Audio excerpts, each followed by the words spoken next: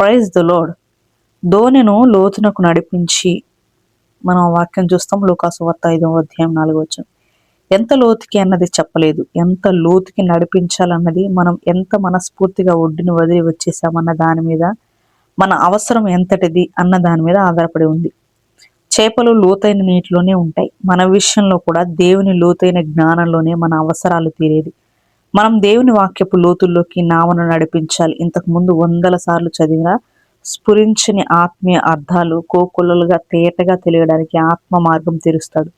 విమోచన లోతుల్లో క్రీస్తు విలువైన రక్తం ఆత్మ ప్రకాశంలో మన పాలిట సర్వరోగ నివారణ అయ్యేదాకా, మనం శరీరానికి ఆత్మకు ఆహారంగా ఔషధంగా మారేదాకా లోతుకు వెళ్ళాలి.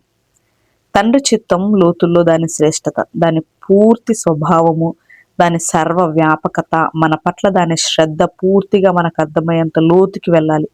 మన ప్రార్థనలకి పరిశుద్ధాత్మ తానే కాంతివంతం మధురమైన అసమాన సమాధానంగా దిగి వచ్చేదాకా అత్యంత శ్రద్ధగా మృదువుగా రాబోయే వాటన్నిటినీ ముందే ఊహిస్తూ సంరక్షిస్తూ, మనకి సంభవించే వాటన్నిటినీ మనకు అనుకూలంగా మలుస్తూ కొనసాగేటంత లోతుకి మన నావను నడిపించాలి.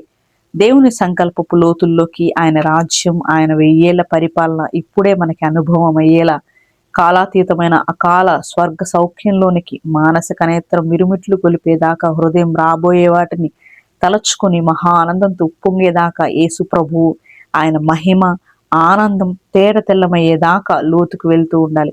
వీటన్నింటిలోకి మన నావను నడిపించమంటున్నాడు యేసు.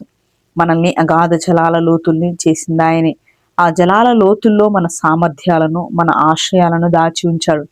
దాని ధారలు సర్వవ్యాపకాలు, దాని సమృద్ధి అనంతం, అందరికీ సరిపోతుంది, మరికి ఎన్నటికీ కొరత పడదు. పరిశుద్ధాత్మ లోతైన జలాలు ఎప్పుడు అందుబాటులోనే ఉంటాయి, ఎందుకంటే అవి ఎప్పుడు ప్రవహిస్తూనే ఉంటాయి. ఈ జీవజలాల్లో ఈ రోజు మునిగి స్నానం చేయాలని లేదా, ఎహెజ్కేలు కన్న కలలో నీళ్లు దేవాలయ ద్వారాల క్రింద నుండి వచ్చినాయి. కొలిచే వ్యక్తి ఆ నీటిని కొలిచి చీల మండలం దాకా వచ్చినట్టు చూశాడు. మళ్ళీ కొలిస్తే మోకాల దాకా వచ్చాయి, మళ్ళీ కొలిస్తే మొలలోతు ఉంది. క్రమంగా ఈత కొట్టవలసినంత లోతు అయింది, దాటలేనంత నది అయింది. ఈ జీవనదులు ఎంత దూరం వెళ్ళాం మనం? ఆహాన్ని పరిశుద్ధాత్మ పూర్తిగా తుడిచిపెట్టేస్తాడు. చీల మండలం దాకా కాదు, మోకాల దాకానో ముళ్ళలోతునో కాదు, కానీ ఈ జీవధారలో మనం మునిగిపోయి స్నానమాడేంతలా పొంగి పారుతుంది. తీరాన్ని వదలండి, నావను లోతుకు నడిపించండి. మరచిపోవద్దు, కొలబద్ద పట్టుకుని కొలిచేవాడు ఈ రోజు మనతోనే ఉన్నాడు. ఆమేన్.